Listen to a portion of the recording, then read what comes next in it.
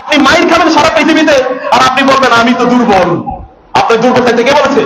কেন আপনি দুর্বল থাকবেন? আপনি শক্তি কেন অর্জন করলেন না? এই জায়োনিস্টদের বিরুদ্ধে 1967 সালে মুসলমানরা যুদ্ধ করেছে। আরব দেশগুলো যুদ্ধ করে তারা ভয়ঙ্কর ভাবে পরাজিত হয়েছে। এরপর থেকে আরব দেশগুলো বা মুসলমানরা কি করেছে? একটা ওআইসি বানাইছে। এখন ওআইসি কে বলতে ও আইসি, ও আইসি, ও এরকম ওআইসির কোন নাম বলতে শুনতেছেন? অথচ দেখেন তো ইউরোপিয়ান ইউনিয়ন বলেছে ফিলিস্তিনিদেরকে আলাদা রাষ্ট্র হিসেবে ঘোষণা করার জন্য ওরা একত্রিত হচ্ছে। ওরা বলছে আমরা একত্রিত হচ্ছি। কই মুসলমানের কেন কথা বলতে পারলো না? মুসলমানদের দেশগুলো কেন একত্রিত হলো না? অধিকাংশ কিছু কিছু লোকের চরিত্র হলো কথায় কথা আরবরা কি করছে। আপনি করছেন কি? আরবরা কি করছে? আপনি আরবরা একবার যুদ্ধ করে পরাজিত হয়েছে, আপনি কি করছেন? কোরআনুল কারীমে আল্লাহ সুবহানাহু ওয়া তাআলা দুজন প্রতাপশালী ব্যক্তির কথা উল্লেখ করেছেন। এর মধ্যে একজন নিশ্চিতভাবে নবী, আরেকজন আমরা নিশ্চিত না তিনি নবী কিনা। এর মধ্যে একজন হচ্ছেন সুলাইমান আলাইহিস সালাতু ওয়াস সালাম, যিনি আল্লাহর কাছে এই দোয়া করেছেন, হে আল্লাহ, আপনি আমাকে এমন এক রাজত্ব প্রদান করুন, লা ইয়ামবাগি লিআহাদিন মিন বা'দি, যে রাজত্ব আমার পরে আর আপনি কাউকে দেবেন না, এমন একটি রাজত্ব আমাকে প্রদান করুন। এবং রাসূলুল্লাহ সাল্লাল্লাহু আলাইহি ওয়াসাল্লাম সহিহুল বুখারীর একটি হাদিস অনুসারে রাসূলুল্লাহ সাল্লাল্লাহু আলাইহি ওয়াসাল্লাম বলেছেন, আমি একবার সালাত আদায় করছিলাম, নামাজের মধ্যে একটা দুষ্ট জিন আমাকে খুব ডিস্টার্ব করছে। পরে আমি ওকে ধরে ফেলি এবং আমার মনে হচ্ছিল ওকে মসজিদের একটা পিলারের সাথে বেঁধে রাখি, যেন সকালবেলা তোমরা এসে দেখতে পাও এই দুষ্ট জিনটা আমাকে ডিস্টার্ব করছে।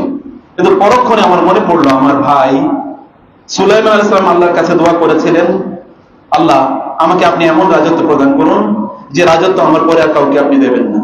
পরক্ষণে আমি ওটা ছেড়ে দিই, কারণ আল্লাহ সুবহানাহু ওয়া তাআলা সুলাইমান আলাইহিস সালামকে এমন মুজিজা প্রদান করেছিলেন যে তিনি জিনদেরকে তার কাজে ব্যবহার করতে পারতেন। এ কারণে আমি জিনদেরকে আমার কাজে ব্যবহার করব, এটি আমি করি। কিন্তু জিনদেরকে আল্লাহ সুবহানাহু ওয়া তাআলা রাসূলুল্লাহ সাল্লাল্লাহু আলাইহি সাল্লামের অনুসারী বানিয়েছেন, তার প্রতি তারা ঈমান এনেছে কেবল কোরআনের একবার আয়াত তেলাওয়াত শুনে, সেটি আমরা একটু পরে আসছি। এরকম একজন প্রচন্ড প্রতাপশালী শক্তিশালী একজন নবী, এমন রাজত্ব আল্লাহ তাআলা তাকে প্রদান করেছেন যে রাজত্বের বিবরণ কোরআনুল কারীমে কমপক্ষে 3টি সূরায় ব্যাপকভাবে এসেছে। একটা হলো সূরাতুন নাহল, একটা হলো সূরাতুল আম্বিয়া এবং 3 নম্বর হচ্ছে সূরাতুল সাবা। এই 3টি সূরা এসেছে, সূরাতুল সাবা, সূরাতুল আম্বিয়া, সূরাতুন নাহল। আমরা এই জায়গা থেকে একটু আপনাদেরকে আজকে কিছু বিষয় একটু বলার চেষ্টা করব, প্রেক্ষাপট কি সেটি আমি একটু পরে বলছি। 2 নম্বর বিষয় হচ্ছে সূরাতুল কাহফ, যেটি আমরা শুক্রবারে তেলাওয়াত করি। একজন প্রচন্ড প্রতাপশালী প্রভাবশালী শাসকের কথা আল্লাহ তাআলা বলেছেন, ওয়ায়াসআলুনাকা আন যিল করনাইন কুল সাআতলু আলাইকুম মিনহু যিকরা ইন্না মাক্কান্না লাহু ফিল আরদি ওয়া আতাইনাহু মিন কুল্লি শাইইন সাবাবা ফাতবা'a সাবাবা। আল্লাহ তাআলা বলেছেন তারা আপনাকে যুলকারনাইনের ব্যাপারে জিজ্ঞেস করে, আমি শীঘ্রই যুলকারনাইনের ব্যাপারে আপনার কাছে বিষয়গুলো পাঠ করব। সাআতলু আলাইকুম মিনহু যিকরা ইন্না মাক্কান্না লাহু ফিল আরদ, আমি জমিনে তাকে তামকিন প্রদান করেছি। তামকিন মানে যে জমিনে তাকে ক্ষমতায়ন করেছে, জমিনের শাসক তাকে আমি বানিয়েছি। ওয়া আতাইনাহু মিন কুল্লি শাইইন সাবাবা, প্রত্যেকটা জিনিসের ক্ষমতা আমি তাকে প্রদান করেছি। ফাতবা'a সাবাবা, এই প্রত্যেকটা জিনিসকে ব্যবহারের উপকরণ আমি তাকে দিয়েছি। এই উপকরণগুলো তারপরে তিনি ব্যবহার করেছেন, ব্যবহার করে তারপরে তিনি পৃথিবীর এই প্রান্ত থেকে অন্য প্রান্তে তিনি চষে বেরিয়েছেন। যেই ঘটনা আপনারা প্রতি জুমাতে সূরাতুল কাহফ যখন তেলাওয়াত করেন তখন আপনারা এই ঘটনাটি পড়েন। সম্মানিত ভাইরা এবং বোনেরা, কোরআনের প্রতি আমাদের আচরণ খুবই অদ্ভুত। রাসূলুল্লাহ সাল্লাল্লাহু আলাইহি ওয়াসাল্লাম এবং সাহাবায়ে কেরামদের একটাই মাত্র সিলেবাস ছিল, সেই সিলেবাসটা কি? কোরআন। আর আমাদের সিলেবাস এখন কয়টা? অভাব নেই, কত সিলেবাস, কত সাবজেক্ট, একেবারে ল্যাঙ্গুয়েজ থেকে শুরু করে, লিটারেচার থেকে শুরু করে, সায়েন্স থেকে শুরু করে, ম্যাথমেটিক্স থেকে শুরু করে, এরপরে সোশ্যাল সায়েন্স আছে, আরো তো কত হাবিজাবি আছে, শত শত সাবজেক্ট পড়ি।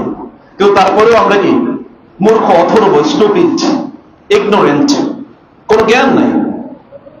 আর সাহাবায়ে কেরামদের সাবজেক্ট একটাই ছিল, কিন্তু তারা এই পৃথিবীর সবচেয়ে বড় শিক্ষক। কেবল এরকম না, সিভিলাইজিং নেশন, তাদের কাজই ছিল গোটা পৃথিবীর মানুষকে সভ্য বানানো, তাহলে মানুষরা সভ্য হতো না। সাহাবায়ে কেরাম রাদিয়াল্লাহু তাআলা আনহুর কথা আল্লাহ সুবহানাহু ওয়া তাআলা কোরআনে উল্লেখ করেছেন, যালিকা মাসালুহুম ফিত তাওরাত ওয়া মাসালুহুম ফিল ইনজিল কাযারইন আখরাজা শাতআহু ফাআযারাহু ফাস্তাগলাযা ফাস্তাওয়া আলা সুকিহি ইউজিবুজ যুররা লিয়াগীযা বিহিমুল কুফফার। আল্লাহ সুবহানাহু ওয়া তাআলা সাহাবায়ে কেরামদের एग्जांपल দিয়েছেন। এই বিষয়ে আমি একটু পরে আপনাদেরকে একটা ধারণা দেওয়ার চেষ্টা করব। প্রথমত যেটা বলতে চাই তা হলো আমাদের কোরআনের সাথে আচরণটি আমাদের খুবই অদ্ভুত আচরণ। কোরআনের সাথে আমরা রাসূল ইসলামের মতো আচরণ করি না, সাহাবায়ে কেরামের মতো আচরণ করি না, এমনকি আমাদের সালাফদের মতো আচরণ করি না, তাবেঈদের মতো আচরণ করি না। আল্লাহ সুবহানাহু ওয়া তাআলা কোরআন নাযিল করেছেন যেন আমরা এর কোরআন পড়ি। কোরআনের প্রতি আমাদের 5 ধরনের দায়িত্ব আছে। এক নম্বর দায়িত্ব হচ্ছে আল কিরাআহ। আল কিরাআহ পাঠ করা কোরআনকে। আমি তেলাওয়াত বলে বলছি কিরাআত, পাঠ করা, পড়া কোরআন। আপনি কতজন লোক বলতে পারেন যে আপনারা কোরআন পড়তে পারেন কিনা এবং শুদ্ধ করে পড়তে পারেন কিনা? আমি যদি বলি আপনাদেরকে হাত তুলে দেখান সূরাতুল ফাতিহা রাসূলুল্লাহ সাল্লাল্লাহু আলাইহি ওয়াসাল্লাম যেমনি পড়তেন বা সাহাবায়ে কেরামরা যেমনি পড়তেন, এরকম পড়তে পারেন কয়জন ব্যক্তি? হাত তুলে বলতে পারেন? আমাদের কি একটু লজ্জা নেই? আমাদের কিতাব একমাত্র টেক্সট বুক, একমাত্র গ্রন্থ যেটা নিয়ে আল্লাহ রাসূল এসেছেন এবং যেটি তিনি প্রচার করেছেন। আপনি বলেন কি? আমি তো কেবল তোমাদেরকে কোরআন বলি।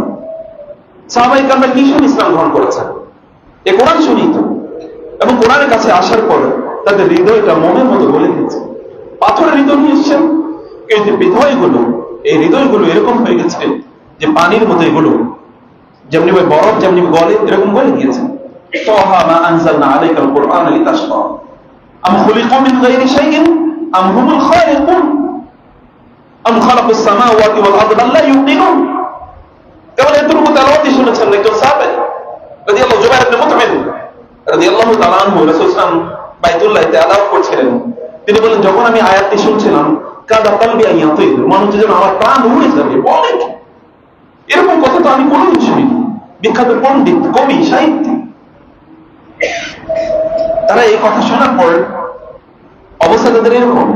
ওমর রাদিয়াল্লাহু আনহু শুনছিলেন তাহা মা আনজালনা আলাইকাল কুরআন লিতাশকা। তিনি বললেন যে আমাকে, তার বোনকে উদ্দেশ্য করে তিনি বলেছেন, আমাকে একটু রাসূলের কাছে নিয়ে যাও, আমি ইসলাম গ্রহণ করতে চাই। এই কথার প্রতি আত্মসমর্পণ করে না কেমনি মানুষ? কিভাবে করে না? এমন অনেক সাহাবী রাসূলুল্লাহ সাল্লাল্লাহু আলাইহি ওয়াসাল্লাম কাছে কোরআন কেবল একবার শুনেছেন। তুফাইল ইবনে আমর আদ-দাওসী রাদিয়াল্লাহু তাআলা কেবল একবার শুনেছেন, এরপরে চলে গেছেন রাসূলের কাছ থেকে। 20 বছর পর রাসূলের সাথে এসে দেখা করেছেন। পুরো কমিউনিটির, পুরো অঞ্চলের সকল মানুষের নিয়ে মুসলমান হয়ে রাসূলের কাছে এসে পেশ করেছেন, ইয়া রাসূলুল্লাহ, এদেরকে নিয়ে এসে হাদিয়া হিসেবে আপনার কাছে সব এখন মুসলমান হয়ে গেছে। পুরো জাতি, তার পুরো সম্প্রদায় কেবল রাসূলের কাছে কয়েকদিন কোরআন শুনেছে, পেয়ে গেছে। অতএব কোরআনের সাথে আমাদের আচরণটা প্রচন্ড অদ্ভুত। কোরআন পড়ি না, অথবা কোরআনের সাথে কতক্ষণ সময় দিই তাও আমরা জানি না। আপনি কতটুকু সময় দিচ্ছেন কোরআনের সাথে? অথবা this is the book of your Lord, আপনার রবের বক্তব্য এরকম। আমার কলিজা ফেটে যাচ্ছিল যখন আমি শুনেছি খালিদ ইবনে ওয়ালিদ রাদিয়াল্লাহু তাআলা আনহু ইসলাম গ্রহণের পর থেকে যুদ্ধের ময়দানে জীবনটা কাটছে। কোরআন বেশি পড়তে পারতেন না, কিন্তু যখনই সময় পেতেন তখনই কোরআনটা ধরে তারপরে চুমু দিতেন, বুকের সাথে লাগাতেন আর বলতেন, হাযা কালাম রাব্বি, হাযা কালাম রাব্বি। আমার রবের এই কালামের সাথে আমি যথেষ্ট সময় দিতে পারছি না, কাঁদছেন। অথচ যুদ্ধের মধ্যে জিহাদ করছেন, জিহাদের কারণে সময় দিতে পারছিলেন কোরআনের। আরেকজন সাহাবী আবু জাহেলের ছেলে ইকরামা রাদিয়াল্লাহু তাআলা আনহু যখনই সময় পেতেন তখনই কোরআন জড়িয়ে ধরতেন আর পড়তেন আর কাঁদতেন, হাযা কালাম রাব্বি, I am reciting the words of my creator, আমার রবের কথাগুলো আমি পড়ছি।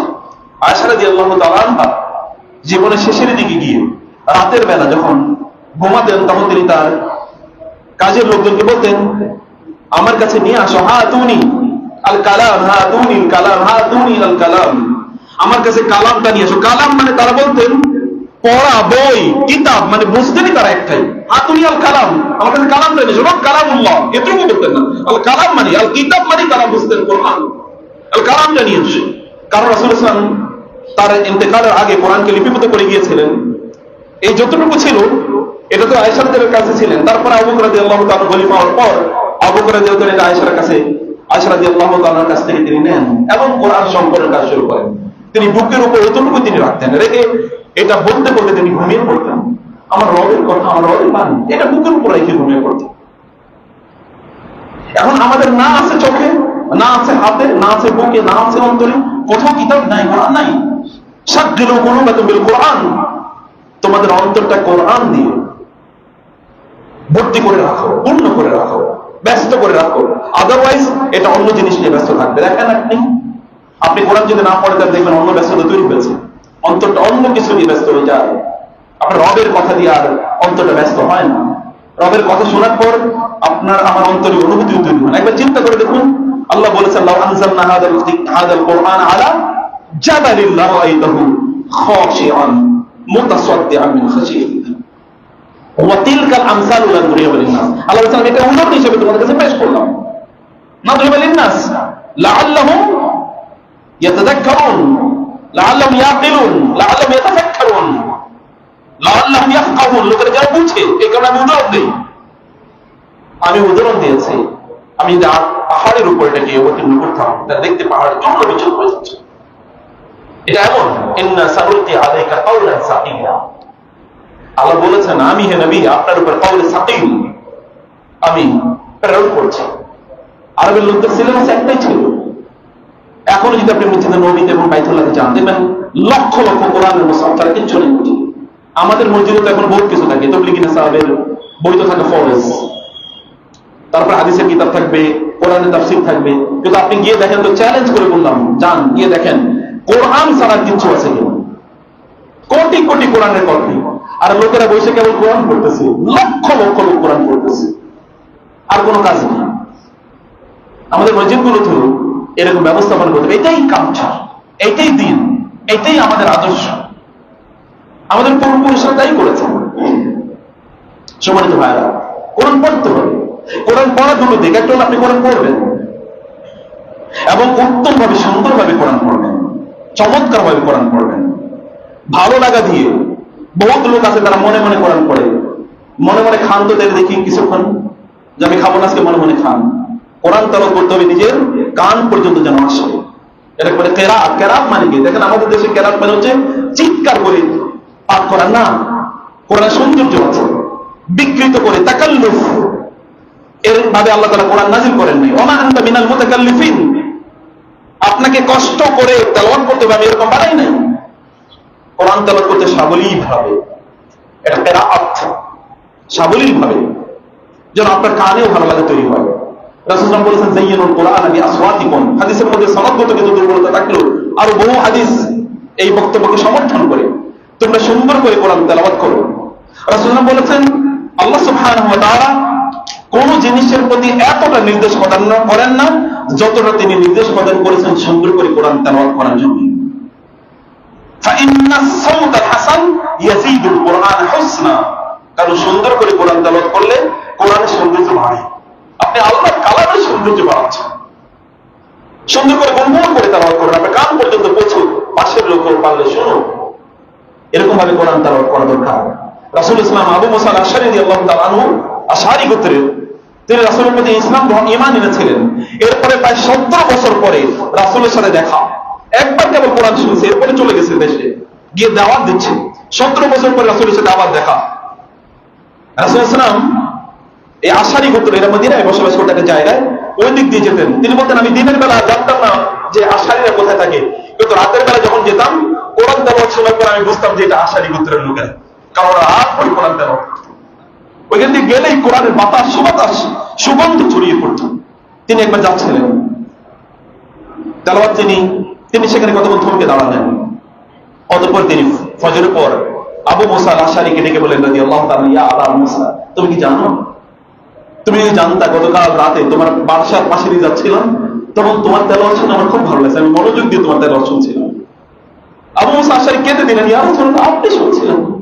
ওয়াল্লাহি ইয়া রাসূলুল্লাহ, লাউ আলিমতুম, যদি আমি জানতাম যে আপনি কোরআন তেলাওয়াত শুনছিলেন, লাহাব্বারতুহু লাকা তাহবীরা, তাহলে আমি আরো সুন্দর করে কোরআন তেলাওয়াত করতাম, যেন আপনার একটু ভালো লাগে আরেকটু তৈরি, আপনি যেন আরেকটু আমাকে ভালোবাসেন, কোরআনকে ভালোবাসেন। লাহাব্বারতু লাকা তাহবীরা, রাসূল তাকে লক্ষ্য করে বলেছেন, ওয়াল্লাহি লাকাদ উতিতা মিজমারাম মিন মাযামির দাউদ। আল্লাহর কসম আবু মুসা, তোমাকে আল্লাহ তাআলা দাউদ আলাইহিস সালামকে যেমনি ভাবে সুকণ্ঠ প্রদান করেছেন, আল্লাহ তাআলা তোমাকে এইরকম দাউদের মতো সুকণ্ঠ প্রদান করেছেন আলাইহিস সালাম। ওয়া হাশারনা লাহু, আল্লাহ সুবহানাহু বলেছেন যে দাউদ আলাইহিস সালাম যখন জাবুর তেলাওয়াত করতেন তখন ওয়াত-তায়রু সাফাত কুল্লুন লাহু আওয়াব, তখন ওয়াল জিবাল, পাহাড়গুলো তার সাথে তাসবিহ পড়তো, মাছগুলো তার সাথে তাসবিহ পড়তো, এমনকি পাখিগুলো এরকম কাতারবদ্ধ হয়ে দাঁড়িয়ে যেত। জাবুর যখন তেলাওয়াত করতেন দাউদ আলাইহিস সালাম, তার মাথার উপরে এরকম পাখিগুলো দাঁড়িয়ে যেত, তার কণ্ঠে জাবুর শোনা যেত।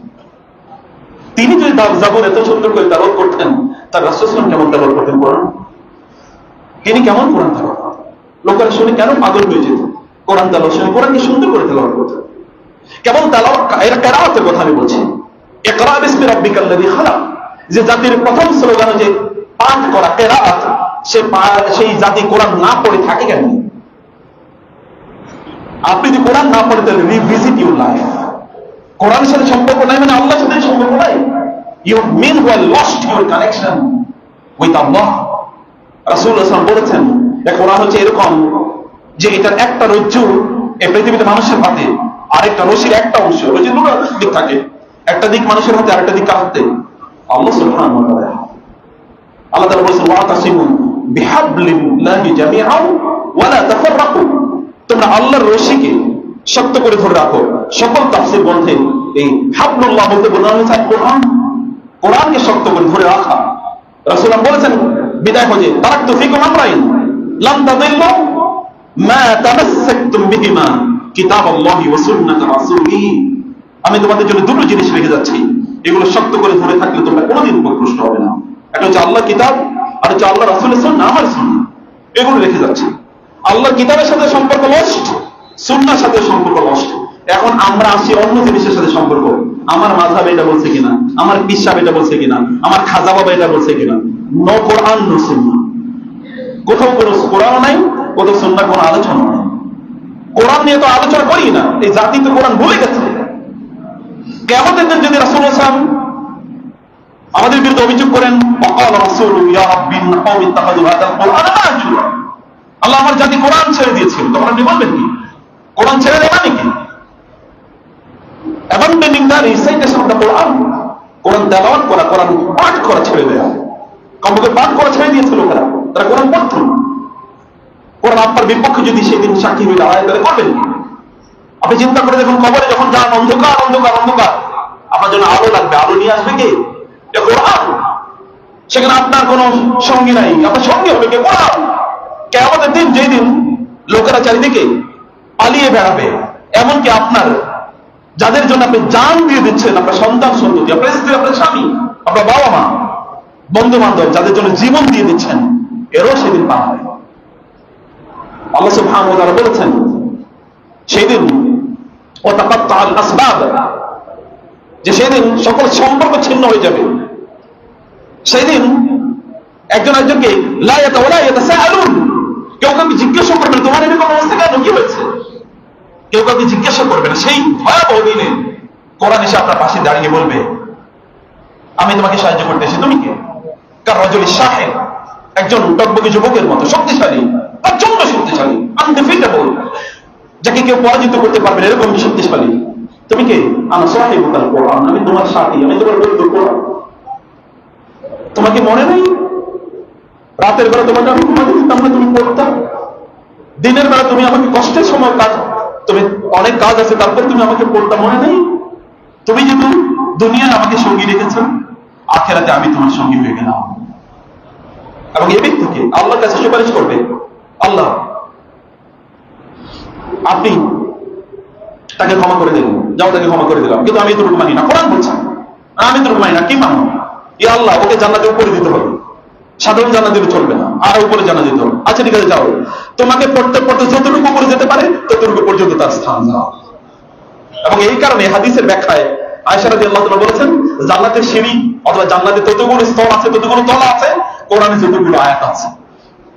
আয়াত পড়তে পড়তে আপনি কতটুকু উপরে যেতে পারেন? কোরআন পড়বেন, কোরআন তো কেরাত, এবং আল্লাহ সুবহানাহু ওয়া তাআলা এর জন্য কোরআনকে কিরাতের কথা বলেছেন। সূরাতে অনেক সূরাতে আল্লাহ সুবহানাহু ওয়া তাআলা বলেছেন তাসিন তিলকা আয়াতুল কুরআনি ওয়া কিতাবিম মুবিন। অর্থাৎ সূরাতুল হিজর আল্লাহ তাআলা বলেছেন তিলকা আয়াতুল কিতাবি ওয়া কুরআনিম মুবিন। আল্লাহ তাআলা কেন বলেছেন আগে কোরআন? কোরআন মানে হচ্ছে এটা মুসলমানরা পাঠ করে। পাঠ করা হচ্ছে মুখস্থ এর জিনিস। কয়জন বলতে পারেন কয়টা সূরা মুখস্থ করেছেন? এর আগে বলছে সূরা ফাতিহা ঠিক মতো পড়তে পারেন কিনা? অধিকাংশ লোকই তো সূরা ইখলাস এবং সূরাতুল আল কাউসার দিয়ে নামাজ পড়ে, অথবা কুল আউযুল ফালাক এবং কুল নাস দিয়ে নামাজ পড়ে। অধিকাংশ লোক আল্লাহর সামনে দাঁড়িয়ে আপনি কত দ্রুত আল্লাহর কিতাব পাঠ করতে পারেন? তামাশার মতো করে আমরা নামাজ পড়ি, তেলাওয়াতও করি তামাশার মতো করে, পড়িও তামাশার মতো করে। অদ্ভুত একটা জাতি। কোরআন তাদের সবচেয়ে বড় সম্পদ, এই সম্পদ তারা হারিয়ে ফেলছে। কোরআনের সাথে তাদের কোনো সম্পর্ক নাই, সময় নাই, কোরআন পড়ে না। আমি বলছি কেরাত এরকম আল্লাহ সুবহানাহু ওয়া তাআলা এর সাথে কোরআন ছাড়া সম্পর্ক তৈরি করার কোনো সুযোগ নাই, উপায় নাই। কোরআন দিয়ে আল্লাহর সাথে সম্পর্ক তৈরি করতে হবে। মনে রাখবেন মাকামুকা আইনা আকামাকা, সালফে সালেহ তারা বলতেন আপনি কোথায় আছেন, আল্লাহ আপনাকে কোন জায়গায় রেখেছেন, আল্লাহর সাথে আপনার সম্পর্কটা কি, এটা বোঝার জন্য আপনি আপনার নিজের আমলের দিকে তাকান। আপনি যদি দেখেন যে আপনি কোরআন পড়া শুরু করেছেন, তাহলে বুঝবেন আল্লাহ সুবহানাহু ওয়া তাআলা চান যে আল্লাহ আপনার সাথে কথা বলবেন। এখন আল্লাহ আপনার সাথে কথা বলতে চান। এবার বলছে তুমি আমার কোরআন পড়ো, তো আমি তোমার সাথে কথা বলছি। আপনি যদি নামাজে দাঁড়িয়ে যান, তাহলে আল্লাহ সুবহানাহু ওয়া তাআলা চান যে আপনি আল্লাহর সাথে কথা বলুন। বলে ইযা কামা আহাদুকুম ইলা সালাতি ফাইন্নাহু ইউনাজি রাব্বাহু। তোমাদের কেউ যদি নামাজে দাঁড়ায়, তাহলে সে আল্লাহর সাথে কথা বলে।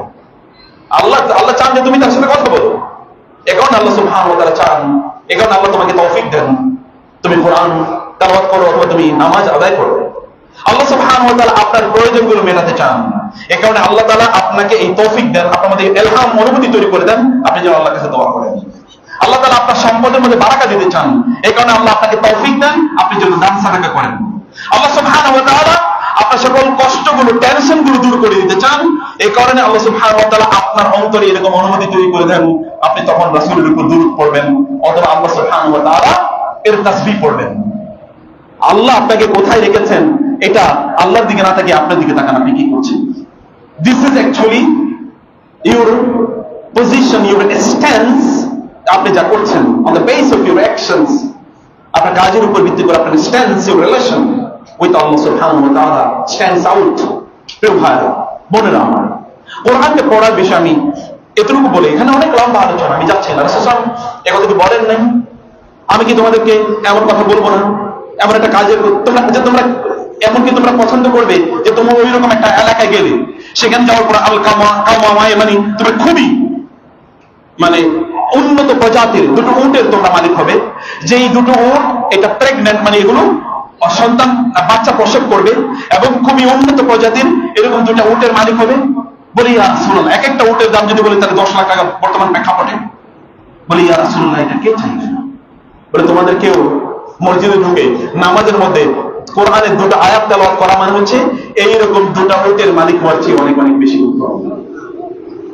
তিনি বললেন তোমাদের মধ্যে কেউ দিয়ে নামাজে ঢুকে 3টা কোরআনের আয়াত তেলাওয়াত করে, তাইলে এরকম 3টা উটের মালিক হওয়ার চেয়ে উত্তম। এরকম সে যত বাড়াবে তত তার এরকম সম্পদের মালিক হওয়ার চেয়ে উত্তম। সাহাবায়ে কেরাম রেকর্ড শোনার পর ওইটার দিকে দৌড়াইছে। তারা আমাদের মধ্যে এরকম দুনিয়ার দিকে দৌড়ায়, তারা দেখেছে না ওইটাই দুনিয়ার সত্য, রিয়েল প্রপার্টি। এবং দেখেন না গোটা পৃথিবী তাদের অধীনস্থ হয়েছে। এখন আপনি তাদের নাম উচ্চারণ করার পরে বলেন রাদিয়াল্লাহু আনহুম, রাদিয়াল্লাহু আনহুম, আপনি বলেন। এবং আল্লাহ বলেছেন রাদিয়াল্লাহু আনহুম ওয়া রাদু আনহু, উলাইকা হিজবুল্লাহ। আল্লাহ তাআলা তাদের নাম উল্লেখ করেছেন, তাদেরকে বলেছেন আমিনু কামা আমানান নাস, তোমরা তেমনি ভাবে ঈমান আনো যেমনি ভাবে লোকেরা ঈমান আনতো। লোকেরা ঈমান এনেছে, লোকেরা কারা? সাহাবায়ে কেরাম রাদিয়াল্লাহু তাআলা আনহুম। আল্লাহ তাআলা সাহাবায়ে কেরামদের মধ্যে ঈমান আনতে আমাদেরকে বলেছেন, তাদেরকে আমাদের জন্য আদর্শ হিসেবে উপস্থাপন করেছেন। প্রিয় ভাইরা, তাদের কাজ ছিল একটাই, কোরআন এর সাথে রিলেশনটাকে তৈরি করেছেন তারা। কোরআন পাঠ, কোরআন পড়া, কোরআন মুখস্থ করা, কোরআন হিফজ করা। আপনি জানেন রাসূলুল্লাহ সাল্লাল্লাহু আলাইহি ওয়াসাল্লাম কথা বলেছেন, কোন একজন ব্যক্তি, ভালো করে শুনুন, তিনি বলেন আমি স্বপ্নে দেখলাম আমি ট্যুরে যাচ্ছি, সফর মানে জান্নাতের সফরে আমি যাচ্ছি, জাহান্নামের সফর। দেখলাম একটা লোক দাঁড়িয়ে আছে, আরেকটা লোক শুয়ে আছে, পাথর উপর তার মাথা, যিনি দাঁড়িয়ে আছেন তার হাতে একটা বিশাল বড় পাথর, ভালো করে শুনুন, পাথরের বিশাল একটা পাথর নিয়ে, বিশাল বর্ডার, বিশাল পাথর নিয়ে দাঁড়িয়ে আছেন। এই ব্যক্তি ওই যিনি শুয়ে আছেন পাথরের উপর মাথা রেখে ওই ব্যক্তির মাথায় পাথর দিয়ে বাড়ি দিচ্ছেন। দেওয়ার পর ওই মাথাটি চূর্ণ বিচূর্ণ হয়ে যাচ্ছে, পাথরটি থেতলে অনেক দূরে গিয়ে পড়ছে, ছুঁড়ে গিয়ে পড়ছে, ছিটকে গিয়ে পড়ছে। যিনি পাথর দিয়ে বাড়ি দিয়েছেন ওই পাথরটি তিনি আবার খুঁজে নিয়ে আসতেছেন। এর মধ্যে এই ব্যক্তির মাথা আবার আগের মতো হয়ে গেছে। উনি পাথর নিয়ে এসে আবার এই ব্যক্তির মাথায় ওই পাথর দিয়ে আবার মারছেন, থেতলে দিচ্ছে মাথা, আবার পাথরটি গিয়ে ছিটকে পড়ছে, আবার নিয়ে আসছেন। অ্যাগেন দিস হ্যাপেনিং, এটা ঘটছে, এটা এরকমই ঘটছে, এরকমই ঘটছে। রাসূল বলেন সুবহানাল্লাহ, ইয়া জিবরিল মান হাদা? জিবরিল কে? এই লোককে, কেন এরকম হচ্ছে? জিবরিল বলেন ইয়া রাসূলুল্লাহ, ইনি হচ্ছেন সেই ব্যক্তি যিনি কোরআনের কিছু সূরা মুখস্থ করেছিলেন, এরপরে তিনি ভুলে গেছেন, এই কারণে আল্লাহ তাআলা তাকে এই শাস্তি দিচ্ছেন। কোরআন মুখস্থ করার পর ভুলে যাওয়ার পরে শাস্তি, তাহলে যে কোরআন পড়ে না তার শাস্তি কি? এখন প্রশ্ন হচ্ছে কোরআন ভুলে যাওয়ার মানে কি? আমরা তো অনেক সূরা পড়েছি, মুখস্থ ভুলে গেছি, এখন আপনারা ভুলে গেছেন, এরকম হতে পারে। এটা হচ্ছে ইহমাল, ইন্টেনশনালি আপনি কোরআন হিফজ করেছেন, কোন সূরা মুখস্থ করেছেন, এখন আর পড়েন না, এই কারণে ভুলে গেছেন, এই জাতীয় ব্যক্তিদের শাস্তি। অথবা যারা কোরআন পড়ে কিন্তু কোরআন অনুসারে আমল করে না, বহুত কোরআন পড়ার লোক আছে কিন্তু সে শুধু খায়, ঘুষও খায়, মানুষের উপর জুলুম করে, মিথ্যা কথা বলে, অপরাধ করে করে, অশ্লীল কাজ করে করে, আবার কোরআন পড়ে, আবার কোরআন পড়ে। এক মহিলার কাছে আমাদের একটা প্রোগ্রামের কোন একটা কাজে, তিনি একটা প্রতিষ্ঠান, একটা প্রধান, তার কাছে আমাকে যেতে হয়েছে একটা অ্যাপ্লিকেশন নিয়ে। তো গিয়ে ওইখানে 15 মিনিট দাঁড়িয়ে আছে। তো বলেছি কি, বলে উনি এখন জোহরের নামাজ পড়তেছে। আমরা ভাবলাম আল্লাহ মাশাআল্লাহ, একটা ভালো মহিলার কাছে বুঝি এই প্রতিষ্ঠানের দায়িত্ব। পরে গিয়ে যা দেখছি তাতে আমাদের ইমান আছে কিনা, তখন আবার আস্তাগফিরুল্লাহ পরে ইমান আবার ঠিক রাখতে হয়েছে। নামাজ পড়ছে 15 মিনিট পরে, এরপরে তার চেহারার দিকে তাকাইলে ইমান যায় যায়, এরকম একটা অবস্থা। মানে যেই জামা কাপড় নিয়ে বসে আছে ওদিকে তাকানো যায় না। তা আমি পুরোটা সময় নিচের দিকে তাকিয়ে কথা বলছি, এদিকে তাকানো মতো অবস্থা। ইমান ইসলাম আমাদের কাছে এরকম একটা জায়গায় গেছে। কিছু কিছু লোক কোরআন পড়ে অথবা পড়ায়, এটা তাদের ব্যবসা, এরকম একটা কাজ তৈরি হয়েছে। প্রিয় ভাইরা, আপনারা কোরআন কতটুকু উপর পড়ছেন? আপনি কি জান্নাতের উপর দিকে উঠতে মনে চান? তাহলে আপনাকে কোরআন মুখস্থ করতে হবে, ছোট ছোট করে মুখস্থ করুন। কোরআনের সাথে 2 নম্বর যে ইস্যুটি, কেরাতের সাথে হচ্ছে আল ইস্তিমা, শোনা। আপনি জানেন কোরআনে আল্লাহ সুবহানাহু ওয়া তাআলা সবচেয়ে বেশি শোনার কথা বলেছেন। আমরা কি কোরআন শুনি কিনা বলেন? কয়জন মানুষ এখানে আপনি বলতে পারেন যে না আমি কোরআন তেলাওয়াত শুনি, কোরআনে কেরাত শুনি? কয়জন বলতে পারেন? কয়জন কারির নাম বলতে পারেন? কতজন ক্রিকেটারের নাম বলতে পারবেন? কতজন ফুটবল প্লেয়ারের নাম বলতে পারবেন? কতজন নায়কের, কতজন মডেলের নাম বলতে পারবেন? কতজন ওয়ার্ল্ড পলিটিশিয়ানের নাম বলতে পারবেন? কিন্তু কয়টা সূরার নাম বলতে পারবেন? কয়জন কারির নাম বলতে পারবেন? কয়জন তেলাওয়াতকারী এর নাম বলতে পারবেন? পারেন না। They are real celebrities, তাদের নাম আপনি হয়তো জানেন না। আপনার কোরআন তেলাওয়াত শুনতে হবে। আল্লাহ সুবহানাহু বলেছেন, ওয়াইজ নাফারনা ওয়াইজ সরাফনা ইলাইকা নাফারাম মিনাল জিন্নি ইয়াস্তামিউনাল কুরআন ফালাম্মা হাদারুহু ক্বালু আনসিতু ফালাম্মা কুদিয়া ওয়াল্লাহু ইলা কওমিন মুনজিরিন।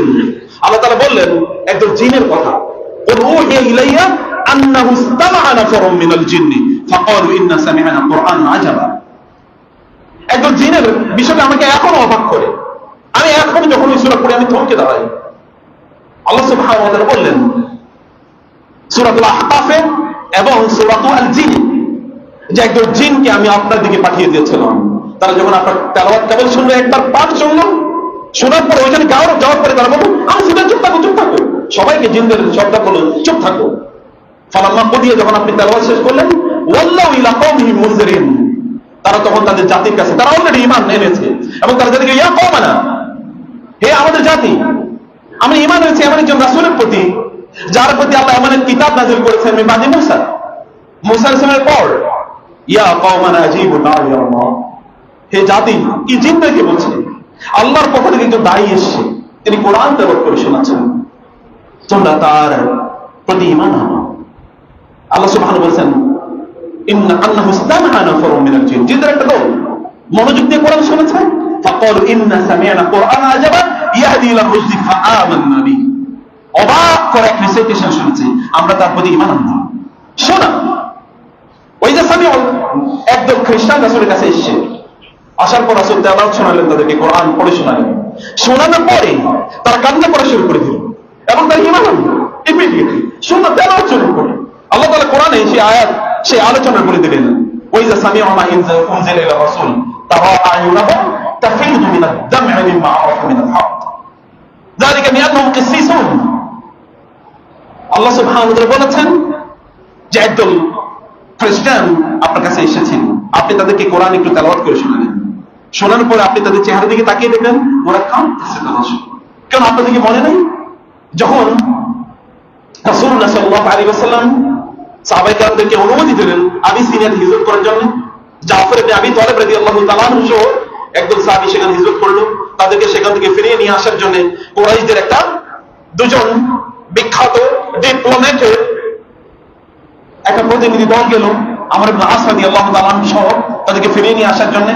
সেখানে গিয়ে আব্রাহার বাদশা নাজ্জাশীর সামনে যখন আলোচনা হচ্ছিল, ডিবেট হচ্ছিল মুসলমানরা একদিকে এবং মুশরিকরা একদিকে, তখন আবু জাফর ইবনে আবি তালিব রাদিয়াল্লাহু তাআলা কেবল তেলাওয়াত করে শুনিয়েছেন কোরআন সূরা মারইয়াম।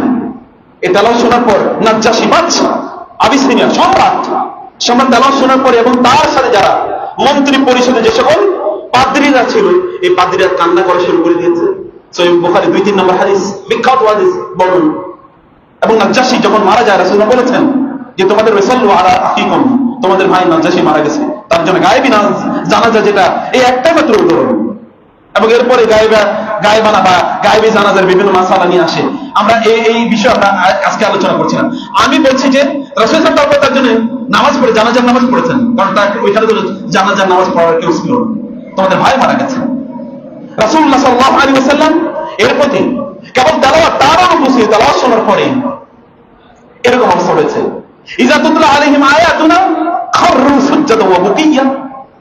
কোরআনে দেখেন আপনি বারবার এসেছেন যখন তাদের সামনে আমার আয়াতগুলো পড়া হয় রাসূলও কি করতেন, ইয়াতুলু আলাইহিম, কোরআন যখন ইয়াতুলু আলাইহিম আরা আসে তার মানে যে আপনি অন্যকে তেলাওয়াত করে শোনান।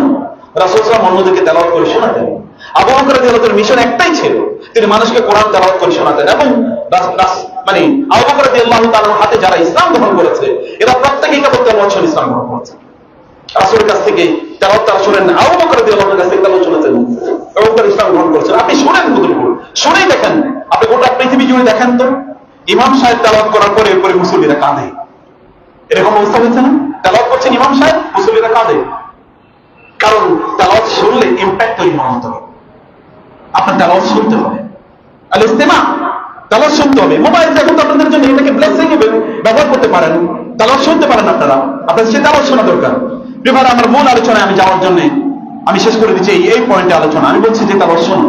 এবং 2 নম্বর হচ্ছে কি, 2 নম্বর হচ্ছে এটাকে তারতিলের সাথে ওয়ারাতিলিল কোরআন তারতিলা, তেলাওয়াত করবেন ধীরে ধীরে, দ্রুততার সাথে কোনো তেলাওয়াত না, ধীরে ধীরে। আপনি কার বক্তব্য, কার কথা আপনি এত দ্রুত পড়ছেন? আপনাকে লজ্জা লাগে না? আপনাকে তার সামনে দাঁড়াতে হবে না? আপনাকে এতটুকু আত্মসম্মান বোধ নাই? তার প্রতি এতটুকু শ্রদ্ধাবোধ আপনার নাই? তার কথা আপনি পড়ছেন অথচ এত দ্রুত আপনি পড়ে যাচ্ছেন, আপনি খতম করে লাভ হইল কি?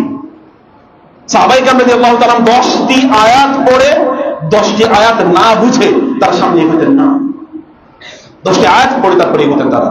তার দিনের সাথে ওয়ারাতে আল্লাহ তার রাসূলকে বলেছেন তার দিনের সাথে পড়া। রাসূলের তেলাওয়াত ছিল মুতারাসসিলান, তিনি ধীরে ধীরে ধীরে ধীরে পড়তেন, কতটা বর্ণ স্পষ্ট করে বোঝা যেত। 3 নম্বর কাজ হচ্ছে কোরআনের প্রতি, কোরআন এর প্রতি আমাদের 3 নম্বর কাজ হচ্ছে আত-তাফহিম, কোরআন বুঝা, কোরআনকে বুঝতে হবে, কোরআনকে বুঝতে হবে, গভীরভাবে কোরআনকে বুঝতে হবে, কোরআন অর্থ বুঝতে হবে। আপনি অর্থ আমি বলি তো, আপনি বলেন তো আল্লাহু সামাদ, as-সামাদের অর্থ কি বলেন? আল ফালাকের অর্থ বলেন, আউযু বিল ফালাক প্রতিদিনই তো পড়েন, ফালাকের অর্থ কি বলেন? লজ্জা পড়েন আমাদের মুসলমান হিসেবে কথা বলতে, দাবি করতে, ফালাকের অর্থ জানি না? আল খান্নাসের অর্থ কি বলেন? আল খান্নাস, কুল আউযু বিন নাস মানে কি? নাস ইলাহিন নাস মিন শাররি ওয়াসওয়াসিল খান্নাস, খান্নাস মানে কি বলেন? তাহলে আপনি কি করছেন? কি আমাদের অবস্থা কি বলেন? মাসাদের অর্থ কি? আম্মালাল আদাব ফি জিদি হাবলুম মিন মাসাদ, মাসাদের অর্থ কি? সূরা এই কয়টা সূরাতে মুখস্থ পারেন, কিন্তু এগুলো অর্থ তো আমরা জানি না। আমি আরো পরে গেলাম। তাই কোরআনের মধ্যে আমরা ঠিক কি আচরণ করছি, তাফহিম করি। আমি সাধারণ অর্থের কথা বলছি, সাধারণ অর্থ কি আমরা বুঝি। এরপরে 3 নম্বর যেটা হচ্ছে, তাহলে 4 নম্বর যেটা হচ্ছে, তাহলে আত-তাদাব্বুর। 3 নম্বর আত-তাদাব্বুর, তাদাব্বুর হচ্ছে কোরআনের তাদাব্বুর, এটা দুপুর থেকে যে পেছনে যাওয়া, অর্থাৎ এই কোরআনের এই আয়াতটি কোন প্রেক্ষাপটে নাজিল হয়েছে, কেন নাজিল হয়েছে, এটা কি উদ্দেশ্যে নাজিল হয়েছে, কার উপর নাজিল হয়েছে, এর থেকে বুঝা, এই আলোচনায় বিশ্লেষণে যাওয়া। এখানে আমার ব্যাপারে কি কথা বলা আছে, 1500 বছর আগে নাজিল হয়েছে যে প্রেক্ষাপট, ওই প্রেক্ষাপটের মধ্যে সীমাবদ্ধ থাকবে। আমার সাথে কি এর কোনো আলোচনা নেই? কোরআন তো ফিহি যিকরুকুম, আপনাদের আলোচনা কোরআনে করা হয়েছে। তাহলে আপনাকে কোরআন আপনার মতো রেলেভেন্ট করে পড়তে হবে, যে আমার আমার ব্যাপারে কি বলা আছে দেখি এখানে। সেই পাঠ আপনাকে নেয়ার জন্য কোরআনকে বুদ্ধি করে বুঝে শুনে কোরআনকে ধরে 4 নম্বর যে তাসবির, সাউবিরুল কোরআন ফাইন্না ফীকুম ইলমাল আউয়ালিন ওয়া ইলমাল আখিরিন। আব্দুল্লাহ ইবনে মাসউদ রাদিয়াল্লাহু আনহু তিনি বলতেন, তোমরা কোরআনকে তাসবির, তাসবির মানে হচ্ছে কোরআনে যে এই সাধারণ যে অর্থ এবং আপনার সাথে রিলেশনে যে অর্থ, এর বাইরেও কোরআনকে পড়তে হবে। আপনি ফিজিক্স পড়বেন কোরআনে, কেমিস্ট্রি পড়বেন কোরআনে, বায়োলজি পড়বেন কোরআনে, হিউম্যান সায়েন্স, জেনারেল সায়েন্স এটা কোরআনে পড়বেন, আছে লোক কিছু কোরআনে। এটা হচ্ছে তাসবির, ফাইন্না ফীহি ইলমাল আউয়ালিন ওয়াল আখিরিন। তারা বলতেন কোরআনে তোমাদের পূর্বের লোকদের আলোচনা আছে, পরের লোকজনের আলোচনা আছে। আপনি এখন বলেন সুপারসনিক যুগে আমরা বসবাস করি, রাসূলের যুগে তো ছিল ওট ঘোড়া, এখন তো আমরা বিমানে বসবাস করি, বিমানে আমরা চলাচল করি। বিমানে আলোচনা কোরআনে আছে? অবশ্যই আছে। কোরআনে আল্লাহ সুবহানাহু ওয়া তাআলা বলেছেন যে তোমাদের জন্য আল্লাহ তাআলা এমন কি সৃষ্টি করেছেন, ওয়া মা লা তা'লামুন, তোমরা যা জানো না, এমন জিনিস যা তোমরা এখনো জানো না, ভবিষ্যতে তোমরা আবিষ্কার করে এই তৌফিক আমি তোমাদেরকে দেব। এখন এই আলোচনা করে লাভ নেই। 1400 বছর আগে বিমানের কথা বলে মানুষ বুঝতো না। অতএব আল্লাহ সুবহানাহু ওয়া তাআলা গ্রাজুয়ালি মানুষকে যখন যেটার প্রয়োজন ওই নলেজ আল্লাহ তাআলা মানুষকে প্রদান করেন। এই জায়গায় আপনাকে যেতে হবে এটা বোঝার জন্য। 1400 বছর আগে যদি এই পৃথিবী কিভাবে সৃষ্টি হয়েছে বিগ ব্যাং এর কথা বলতো, মানুষ তো বুঝতো না। এখন মানুষ বুঝছে। মানুষের মায়ের গর্ভে সন্তান জন্ম হওয়ার যে স্তরগুলো 1400 বছর আগে এরকম আলট্রাসোনোগ্রাফির আবিষ্কার না থাকার কারণে মানুষ বুঝতো না। এখন মানুষের কাছে স্পষ্ট। With the progression of time and human knowledge, মানুষ Quran understanding of the Quran will unfold gradually. এটা মানুষ বুঝবে। আল্লাহ গ্রাজুয়ালি মানুষকে সেই জ্ঞান প্রদান করবেন। কারণ কোরআন এমন যে কোরআনকে কেউ কোনোদিন অক্ষম করতে পারবে না। কোরআন মানুষকে অক্ষম করার জন্য এসেছে। কোরআনের কাছে লোকে অক্ষম হয়ে যাবে। কোরআন কাউকে অক্ষম করতে, কোরআনকে কেউ অক্ষম করতে পারে, কোরআনকে কেউ চ্যালেঞ্জ করতে পারবে না। মানে কোরআন মানুষকে চ্যালেঞ্জ করছে। যদি তোমাদের ইন কুনতুম ফি রাইবিন মিম্মা নাযালনা আলা আবদিনা ফাতু বিসূরাতিন মিন মিসলি। সম্মানিত ভাইরা, এবং লাস্ট হচ্ছে কোরআন তেলাওয়াত। এতক্ষণ পর্যন্ত যা কিছু বললাম সর্বশেষ হচ্ছে কোরআন তেলাওয়াত। আল্লাহ সুবহানাহু ওয়া তাআলা আমাদেরকে বলেছেন, রাসূলকে বলেছেন, ওয়া আন আতলুল কোরআন উতলু মা উহিয়া ইলাইকা মিন কিতাবি রাব্বিক। কোরআনকে তেলাওয়াত করা, এই সবগুলোকে সমন্বয় করে তারপরে কোরআনকে পড়া, এটি হচ্ছে একজন ব্যক্তির দায়িত্ব এবং দায়।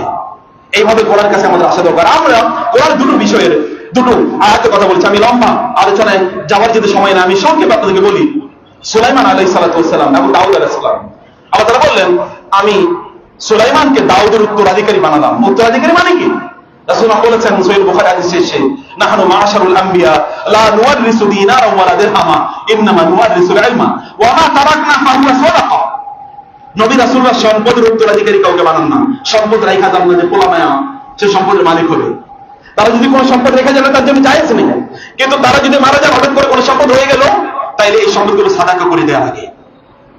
তারা কেবলমাত্র তাদের সন্তানদেরকে অথবা তাদের পরবর্তী প্রজন্মকে তারা কেবল জ্ঞানের উত্তরাধিকারী বানিয়ে দিয়েছে। জ্ঞান, নলেজ।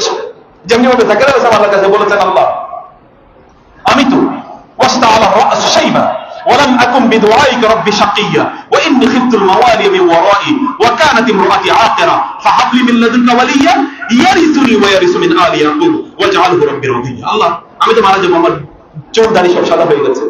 আমাকে যে আপনি নলেজ, আমাকে যে আপনি রিসোর্স বা পার্টি ওয়েলথ প্রদান করেছেন, আমাকে যে আপনি সম্পদ দিয়েছেন, এই সম্পদ আমি কার কাছে রেখে যাব?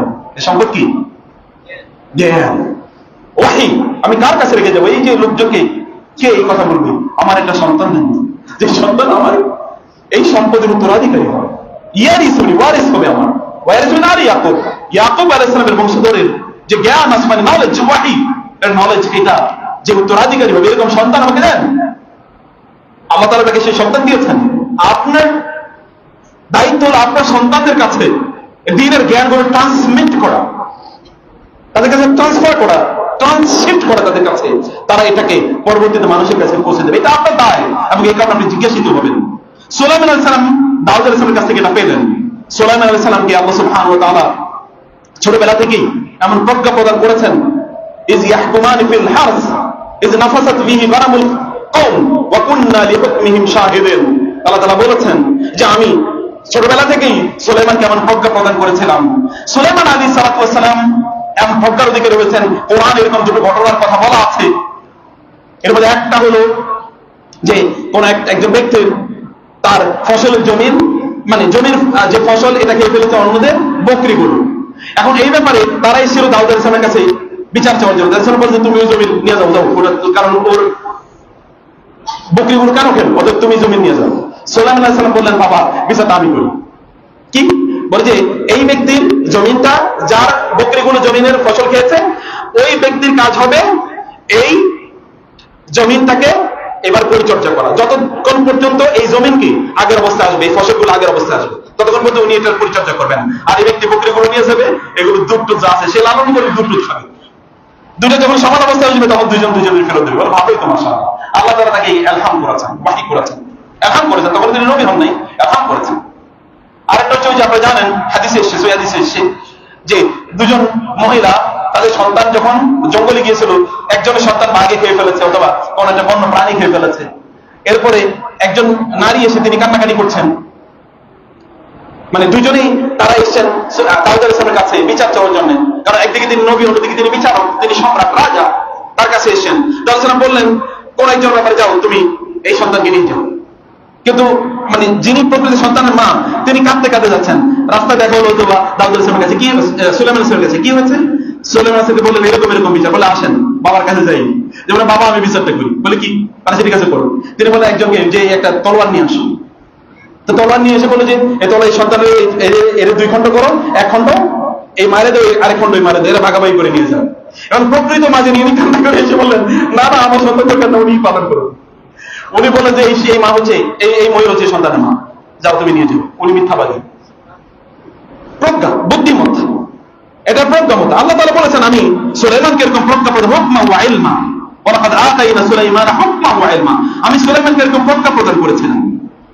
সম্মানিত ভাইরা, সুলাইমান আলাইহিস সালাতু ওয়াস সালাম তার বাবার পর তিনি এই বিশাল রাজত্বের তিনি অধিকারী হন এবং তিনি আল্লাহ সুবহানাহু ওয়া তাআলার কাছে ওই প্রার্থনা করেন যে আল্লাহ আপনি আমাকে এরকম সূরাতুস সাবা, আমি যে সূরা তিনটা সূরার কথা বলেছি বাসায় গিয়ে পড়বেন, সূরাতুস সাবা, সূরাতুল আন-নামল এবং সূরাতুল আম্বিয়া, এই তিনটা সূরাতে সুলাইমান সালামের কথা বলা আছে। কোরআনে প্রায় 6 জায়গায় সুলাইমান সালামের আলোচনা আসছে, মানে 16 জায়গায়, 6টা সূরায় 16 জায়গায় আলোচনা আসছে। আল্লাহ সুবহানাহু ওয়া তাআলা সুলাইমান আলাইহিস সালামকে এরকম ক্ষমতা প্রদান করলেন। সুলাইমান আলাইহিস সালামকে আল্লাহ তাআলা এমন কিছু জিনিস দিয়েছেন যেটা অন্য কাউকে দেওয়া হয়নি। ওয়া উল্লিমনা ইয়া আইয়ুহাল মালাউ, তিনি বলেছেন ইয়া আইয়ুহান নাস উল্লিমনা মানতিকাত তায়র ওয়া উতিনা মিন কুল্লি শাই,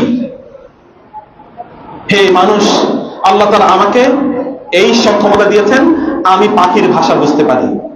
এক পাখির সাথে তার কথোপকথনের কথা কোরআনে আছে, ওয়া তাফাক্কাদাত তায়রা ফাকালা মা লি লা আরাল বুদবুদা আম কানা মিনাল গায়িবিন, পাখির ভাষা তিনি বুঝতে পারতেন, লিটারালি তিনি পাখির ভাষা বুঝতেন, কোনো ব্যাখ্যা নাই। পাখির সাথে তিনি কথা বলতেন, পাখি তাকে ইনফরমেশন দিতেন, যেমন হুদহুদ তাকে স্পাই হিসেবে কাজ করতেন। তিনি প্রত্যেকের প্রতিদিন তাদের হিসাব নিতেন তুমি কি কাজ করছো। একজন লিডারের কাজ কি? আপনি যদি কোনো প্রতিষ্ঠান চালান তাহলে সূরা আন-নামল পড়বেন, সুলাইমান আলাইহিস সালামের জীবনী পড়বেন, তাহলে আপনি লিডার কাকে বলে, কি করতে হয় আপনি বুঝবেন। নতুন লিডারশিপের থিওরি খ্রিস্টানদের কাছ থেকে, ইহুদিদের কাছ থেকে, ইউরোপিয়ানদের কাছ থেকে শেখার দরকার নাই আপনার, আপনার কোরআনই যথেষ্ট। কারণ যদি কোরআনের সি এবং সূরাতুল কাহফে যুলকারনাইন আলাইহিস সালামের আলোচনা পড়েন। রাসূলুল্লাহ সাল্লাল্লাহু আলাইহি ওয়াসাল্লাম এই দুই ঘটনার ব্যাপারে সুলাইমানের মানে সহিহ বুখারীতে অনেক বর্ণনা আছে, সেগুলো আপনারা পড়ে নিতে পারেন এই জায়গায়।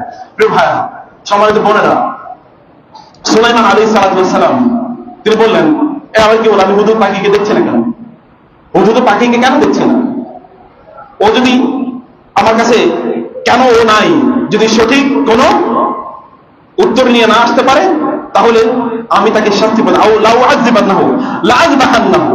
আমি তাকে জবাই করব, অথবা আমার কাছে স্পষ্ট প্রমাণ নিয়ে আসবে কেন সে দূরে, কেন সে নাই, কেন সে হিসাব দিতে পারছে না। অথবা সে কি করবে, অথবা সে তাকে আমি কঠিন শাস্তি দেব। এই পাখিটা একটু দূরে বসেছিল এবং বলেন না ইয়া সুলাইমান আমি আছি, আমি আছি। বলে কি বল তোমার এত দেরি হলো কেন? বলে আমি একটা জায়গায় গিয়েছিলাম আপনার দায়িত্ব পালন করার জন্য। এমন একটা জায়গায় আমি গিয়েছি সাবা, যেটা ইরাকের একটা অংশ ছিল, সেখানে গিয়ে দেখি যে ওই অঞ্চলটি শাসন করে একজন নারী, ওইখানকার লোকেরা তারা আগুনের পূজা করে, তারা সূর্যের পূজা করে, আল্লাহর ইবাদত করে না। এরকম আমি তথ্য নিয়েছি, আপনার তো তথ্যদাতা, আমি ইনফরমেশন প্রোভাইডার, আমি আপনার নিউজম্যান, আমি আপনার মানে সাংবাদিক, এবং আমি আপনার স্পাই ইন্টেলিজেন্সের কাজ করি, আমি এই সংবাদ নিয়ে এসেছি। বলে তাই নাকি? দেখো যদি ভুল বলো তাহলে কিন্তু খবর আছে। বলে না আমি ভুল বলছি, আমি সত্যি বলছি। বলে যাও আমার চিঠি নিয়ে যাও, তাদের কাছে যাও এবং তাদেরকে গিয়ে বলো, এই চিঠিটা দিয়ে তাদেরকে দেখো মাঝে আর যেও তারা কি বলে।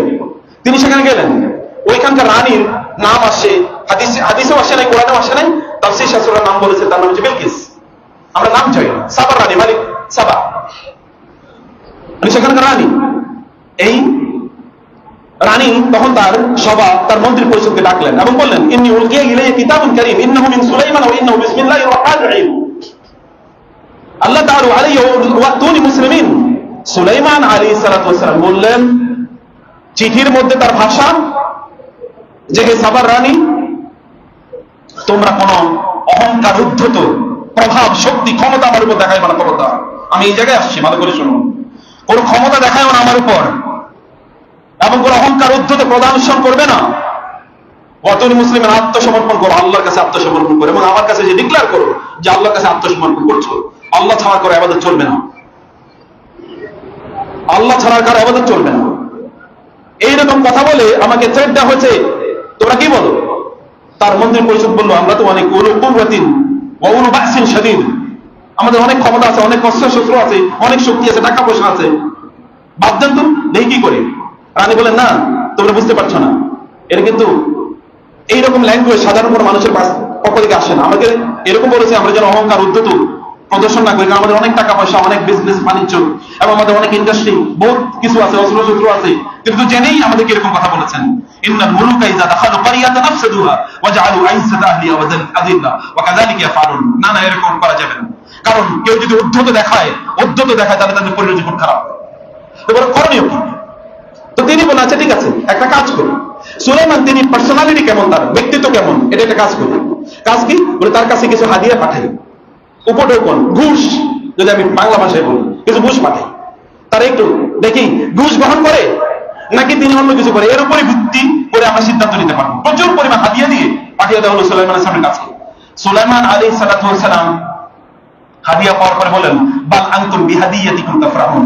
টাকা পয়সা নিয়ে বড়াই করো না, টাকা পয়সা নিয়ে আমার উপর বড়াই করো, আল্লাহ আমাকে যা দিয়েছে তোমাদের চেয়ে অনেক অনেক উত্তম, যাও এইগুলো নিয়ে ফিরে যাও এবং বলো আল্লাহর কাছে আত্মসমর্পণ করে আমার কাছে আসতে হবে, আদারওয়াইজ আমি আমার অ্যাকশন নিই। যখন তার কাছে গেলেন তখন তিনি বুঝলেন যে আর কিছু করার নাই, কারণ একজন ভদ্র মানুষ, সম্ভ্রান্ত মর্যাদাবান মানুষ এইরকম একটা বিপরীতে, আল্লাহর দাওয়াতের বিপরীতে আল্লাহর কাছে আত্মসমর্পণ করবে, এর বিপরীতে তিনি টাকা গ্রহণ করবেন, এরকম না। নিশ্চয়ই ইস্যুটাই অনেক বড়, আমি সেখানে যাই। তিনি সেখানে যাওয়া যাবে, ঠিক আছে আমি আসতেছি, আপনার সাথে নেগোসিয়েশন হবে, আলোচনা হবে, ডিসকাশন হবে, ডিসকাশন টেবিলে বসবো, আপনার সাথে আলোচনা টেবিলে বসবো। এর মধ্যে সুলাইমান আলাইহিস সালাম তার মন্ত্রী পরিষদকে নিয়ে বসলেন। এর মধ্যে ওই যে হুজুর পাকিয়ে কিন্তু তখনই বলেছিল, ওয়ালা আরশুন আযীম, একটা বিশাল সিংহাসন আছে, একটা ভয়ঙ্কর মানে সুন্দর একটা সিংহাসন আছে। তিনি বললেন, মাই আতিনি বিআরশিহা ক্বাবলা ইয়াতিনি মুসলিমিন, এরা কিন্তু আমার কাছে আসবে, আত্মসমর্পণ করা ছাড়া ওদের কোনো উপায় নাই, ওদেরকে আত্মসমর্পণ করতেই হবে, আল্লাহর কাছে আত্মসমর্পণ করতে হবে। ওরা এরকম আত্মসমর্পণে মানুষের কথা নিয়ে আসবে, কিন্তু তার সিংহাসনে আমার এখানে নিয়ে আসতে হবে। কে আসতে হবে? তার মধ্যে একজন বলল, ক্বালা ইফরিতু মিনাল জিন আনা আতিকা ক্বাবলা আন তাকুমা মিন মাকামিক। আপনি এই যে বসে আছেন না, এই বসে উঠে আবার বসার জন্য যতটুকু একটু সময় নেন আপনি, কারণ আপনি তো মাঝে মাঝে একটু উঠবেন, আপনি উঠে আবার বসার আগে আমি আপনার কাছে দত্ত বললো আমি এটা নিয়ে আসবো। তিনি বললেন, না এত সময় নেই, আরো আগে আনতে হবে। وقال الذي عنده علم من الكتاب انا آتيك قبل ان يرتد اليك طرفك। এর মধ্যে আরেকজন ছিল তার মন্ত্রী পরিষদের মধ্যে, যার ছিল দ্বীনি জ্ঞান, দ্বীনি নলেজ। রাষ্ট্র যারা পরিচালনা করে তাদেরকে বুঝতে হবে, আপনাদেরকে বুঝতে হবে যে আপনার শক্তির প্রয়োজন আছে কিনা, বুঝতে হবে আপনাকে। তিনি বললেন, এর মধ্যে একজন যার কিতাবী নলেজ ছিল, ইলমু মিনাল কিতাব, তার তাওরাত, জবুর এবং আসমানি, আগের যে আসমানি ধর্মগ্রন্থগুলো, এই ধর্মগ্রন্থের জ্ঞান যার ছিল, এরকম একজন আল্লাহওয়ালা মানুষ, প্রকৃত অর্থে যারা আল্লাহর ওয়ালি, কারামাতুল আউলিয়া হাক্কুন, আল্লাহর ওলিরা, ওলিদের মাধ্যমে কখনো কখনো আল্লাহ তাআলা এমন কিছু কাজ দেখান যেটা সত্যি, এটা আমাদের আহলুস সুন্নাহ ওয়াল জামাতের আকীদা, বিশ্বাস। আপনি আল্লাহর ওলি জিনের খবর দিয়ে এরপরে কিছু একটা দেখাইলেন, আপনি কি বলে পানির উপর দিয়ে হাইটা যান, বাতাসের উপর ভেসে বেড়ান, আসলে শয়তানি কাজ করে দিচ্ছে। আল্লাহর ওলিরা যারা সত্যি করতে, আলা ইন্না আউলিয়া আল্লাহি লা খাউফুন আলাইহিম ওয়া লা হুম ইয়াহজানুন আল্লাযীনা আমানু ওয়া কানু ইয়াত্তাকুন, যারা প্রকৃত ঈমান অধিকারী তাকওয়ার অধিকারী, এইরকম আল্লাহওয়ালাদের মাধ্যমে আল্লাহ তাআলা এমন কিছু কাজ ঘটান যেটা সাধারণ মানুষ করতে পারে না। এমন কিছু কাজ আল্লাহ সুবহানাহু ওয়া তাআলা এরকম অসংখ্য কাজে নবী রাসূলদের হয়েছে, অসংখ্য কোরআন এরকম অসংখ্য বর্ণনা আছে। আমি আলোচনা যাচ্ছি না, ফিকি এই আকীদাগত আলোচনা। প্রিয় ভাইরা, এরকম একজন ব্যক্তি বলেন আপনার এই চোখ বন্ধ করে চোখ খুলে চোখ বন্ধ করে চোখ খুলতে যতক্ষণ সময় লাগে এতটুকু সময়ের মধ্যে আমি এইটা আপনার কাছে নিয়ে আসতে পারবো। এবার এর ব্যাখ্যা কি? ব্যাখ্যায় আমি যাচ্ছি না। এরকম একজন পাওয়ারফুল আলেম, দিনী জ্ঞানী এরকম একজন ব্যক্তি আমরা ঠিক আছে নিয়ে আসি। তিনি চোখ বন্ধ করে চোখ খুলে দেখেন তার সামনে বিশাল বড় সিংহাসন।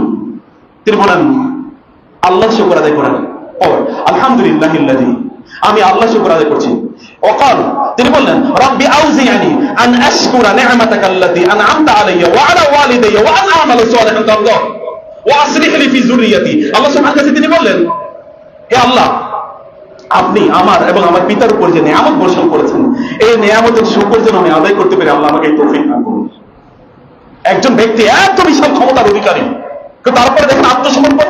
যখনই তিনি নিয়ামত পেয়েছেন তখন তিনি সিজদায় লুটিয়ে পড়ছেন, আল্লাহ আমি যেন আপনার কৃতজ্ঞতা আদায় করতে পারি, তৌফিক আমাকে আপনি প্রদান করুন। আপনি যখন কোনো কিছু পান তখন আপনি সেলিব্রেশন করার জন্য লেটস মদ খাই, লেটস জুয়া খেলি, লেটস ঘোরাঘুরি করি, চলো আমরা এই করি। যদি আপনি কোনো নিয়ামতের অধিকারী হন, এক্সট্রা অর্ডিনারি, তাহলে সিজদায় লুটিয়ে পড়তে হয়। আপনার সন্তান জিপিএ 5 পেয়েছে, গোল্ডেন এ প্লাস পেয়েছে, আপনি তখন কি করবেন? ঠিক আছে, কোক নিয়ে আসো, এই ফান্টা নিয়ে আসো, স্প্রাইট নিয়ে আসো, খাই, মজা করি, চলো ঘুরতে যাই। অথচ দেখেন তারা কি করেছেন, তারা সিজদায় লুটিয়ে পড়েছেন। তিনি বললেন আল্লাহ, এবং তারপর তিনি বলেন নাকিরুল্লাহ আরশা, একটু তার যে সিংহাসনটা একটু উল্টা করে দাও, একটু কিছুটা চেঞ্জ করে দাও তো। রানী এখানে আসলেন, এর মধ্যে তিনি তার জনেকা এখানে তিনি ঢুকবেন প্রাসাদে, প্রাসাদ তৈরি করলেন। ইন্নাহু সারহুম মুমাররাদুম মিন কাওয়ারির, এটা পুরোটা গ্লাস দিয়ে, গ্লাস হাউস। আপনি দেখেন পৃথিবীর সবচেয়ে দামি বিল্ডিং গুলো অত্যন্ত উন্নত মানের গ্লাস দিয়ে তৈরি, এরকম গ্লাস দিয়ে পুরো বিল্ডিং বানিয়েছেন। এই যাওয়ার জন্য নিচে দিয়ে ঝর্ণা চলছে, এর উপর দিয়ে গ্লাসের রাস্তা তৈরি করে দিয়েছেন। এই রানী যখন আসলেন, আসার পর তিনি দেখলেন পানি, বলেন পানি, ঝর্ণা। এবং এটা করার জন্য তিনি তার জুতাটা প্রায় একটু খুলবেন, অথবা তার পায়ের নিচে ধরে, কারণ এমন কাপড় পরেছেন যেন মাটির সাথে গড়াগড়ি করে, নারীদের কাপড় যেরকমই থাকে। তিনি একটু কাপড়টা উঠাবেন, সুলাইমান বলেন না না, কাপড় ধরা লাগবে না, ইন্নাহু সারহুম মুমাররাদুম মিন কাওয়ারির, এটা তো গ্লাসের, এটা পানির উপরে গ্লাস। তখনই তিনি বুঝলেন সর্বনাশ, আমি কার উপর অহংকার করছি, আমি ক্ষমতা দেখাচ্ছিলাম কার উপর, আমি সম্পদে বাহাদুরি কার উপর দেখিয়েছিলাম। এই তো তার যে একটা প্রাসাদ তৈরি করেছেন, যে সম্পদ আমার গোটা রাষ্ট্রের তৈরি সম্পদ না। তিনি সাথে সাথে বললেন যে আমি আত্মসমর্পণ, আসলামতু মা সুলাইমানা লিল্লাহি রাব্বিল আলামিন, আমি জগৎ সময়ের রব আল্লাহর কাছে আত্মসমর্পণ করলাম সুলাইমান শাহ। সম্পদের কেমন প্রয়োজন মুসলমানদের দেখছেন? মুসলমানদের শক্তির কেন প্রয়োজন?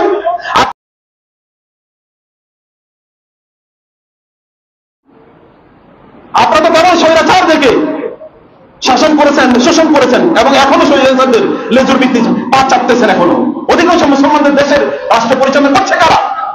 আপনার সন্তানদেরকে, আপনাদেরকে কেন আপনারা এরকম যোগ্য করে তুললেন না? আপনাদের প্রচুর পরিমাণ সম্পদের মালিক কেন বললেন না? আপনারা আখেরাতে সুলাইমানের মতো হন। নবীদের তো দুটো ক্যাটাগরি ছিল, নবীদের কেউ কেউ এরকম ছিলেন যে তারা একেবারে স্বাভাবিক জীবন যাপন করেছে, যেমন ঈসা আলাইহিস সালাতু ওয়াস সালাম। আল্লাহ রাসূলের মধ্যে ব্লেন্ডিং, দুটার ব্লেন্ডিং ছিল।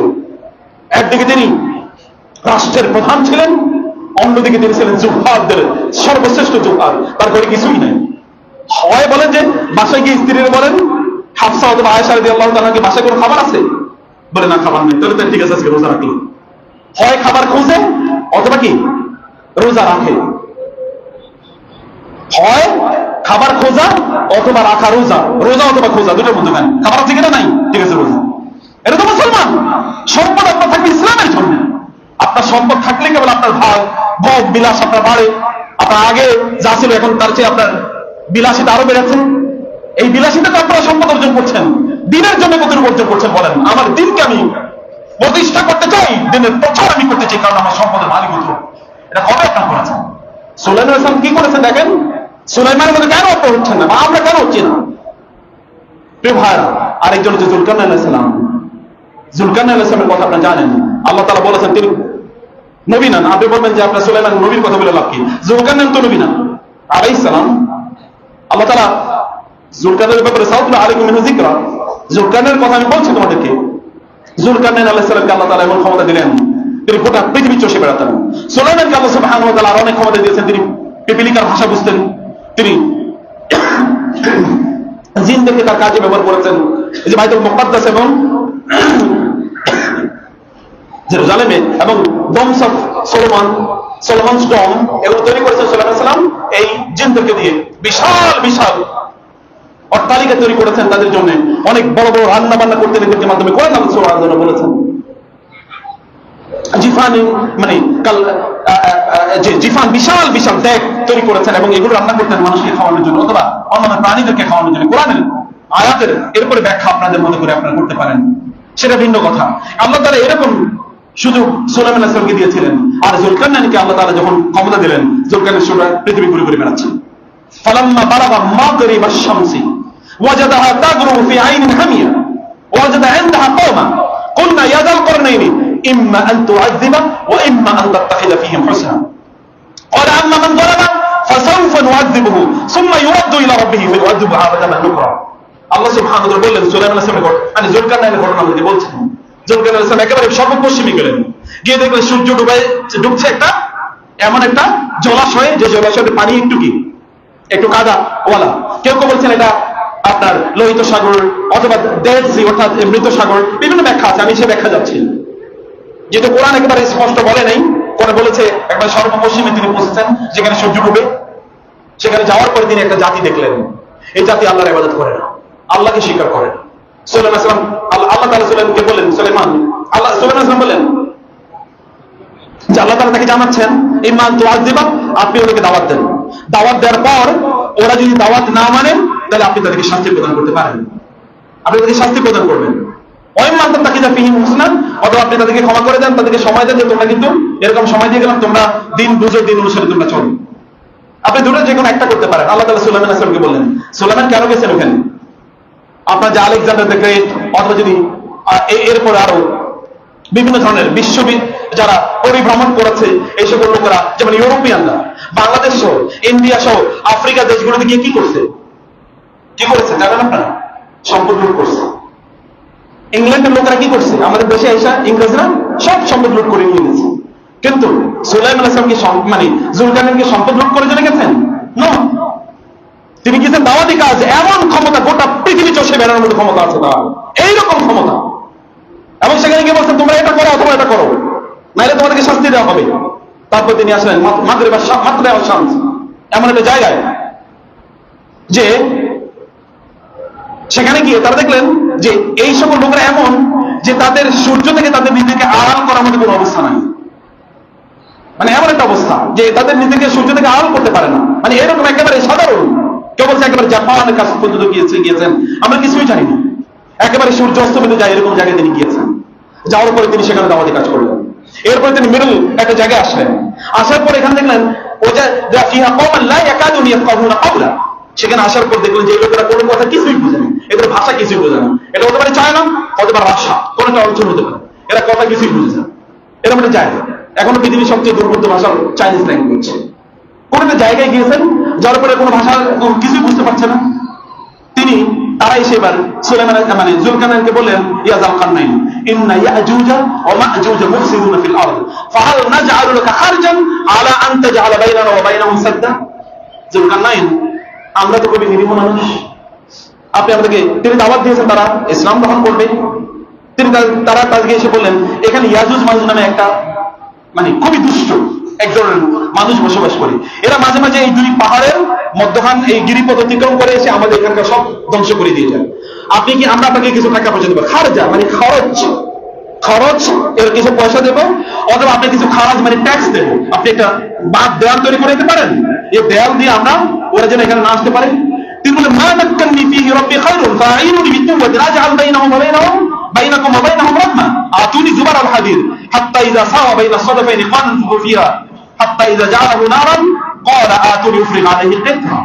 আল্লাহ তাআলা বললেন, যুলকারনাইন আলাইহিস সালাম বললেন যে আমাকে আল্লাহ যে সম্পদ দিয়েছেন এই সম্পদই আমার জন্য যথেষ্ট। আমি কি তোমাদেরকে সম্পদের জন্য এসেছি নাকি? আমি দাওয়াতি কাজ করছি, আমি তোমাদেরকে দ্বীনের কথা বলার জন্য এসেছি। আর এরা তোমাদের জন্য বিপর্যয় তৈরি করছে। আসো, তোমরা পাথর নিয়ে আসো, মানে তোমরা লোহা নিয়ে আসো, আমি লোহা নিয়ে আসছি, তোমরা আলকাতরা মানে এই যে নিয়ে আসো, মানে ঢালাই করার জন্য তোমরা সীসা নিয়ে আসো, তোমরা সীসা নিয়ে আসলো তারা, তিনি লোহা ড্যামেজ করলেন, এরপরে তিনি বলেন আগুন জ্বালাও, তোমরা আগুনে ফুৎকার দাও, এরপরে এগুলোকে সীসাকে নরম করো।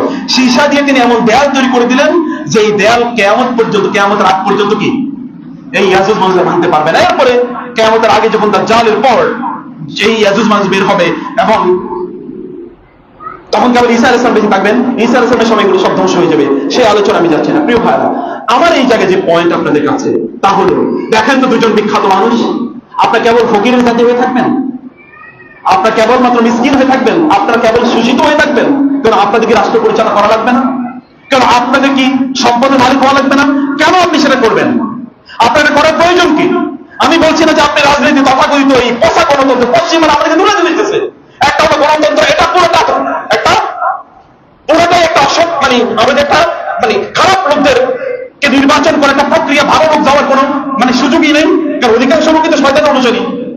অতএব এখানে আপনি এই প্রক্রিয়ায় কোথাও দিন কায়েম করবেন এরকম কোনো নজির এই পৃথিবীতে একটাও নাই।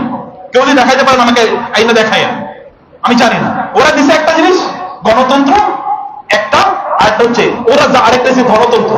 একটা হলো গণতন্ত্র, একটা হলো ধনতন্ত্র। ধনতন্ত্র মানে কি? কেমন টাকা পয়সা মালিক হোক, তুমি খাও দাও ফুর্তি করো, এই দুটোই দিচ্ছে আমাদেরকে।